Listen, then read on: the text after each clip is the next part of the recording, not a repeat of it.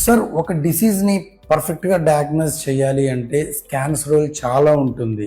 ఈ advance technology వచ్చిన తర్వాత స్కాన్స్తో ప్రాపర్గా డయాగ్నోస్ చేయగలుగుతున్నారు.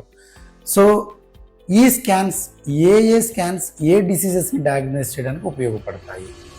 ఎండోస్కోపీ ఏదైనా సరే, ఎండో అంటే ఇన్సైడ్ అని, స్కోపీ అంటే చూడటం అని. సో ఎండోస్కోపీ అనేది మన బాగా లోపల కనుక చూసే అవకాశం ఉన్నట్లయితే చేసేదాన్ని ఎండోస్కోపీ అంటాం.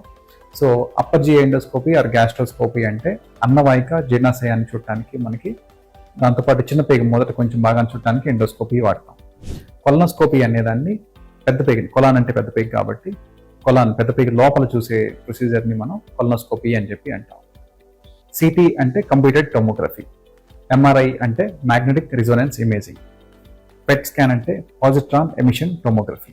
మనకి సిటీ, ఎంఆర్ఐ, పెట్ సిటీ ఈ మూడు టెస్టులు కూడా మన భాగాలని లోపలికి వెళ్లకుండా మన బయట నుంచి సిటీ అంటేనేమో ఎక్స్రేస్ తోటి, ఎంఆర్ఐ అంటేనేమో మ్యాగ్నెటిక్ తోటి, పెట్ స్కాన్ అంటేనేమో మనకి ఒక రకమైన రేడియేషన్ తోటి తీసే టెస్టులని మనం సిటీ, పెట్, ఎంఆర్ఐ అని చెప్పి అనొచ్చు.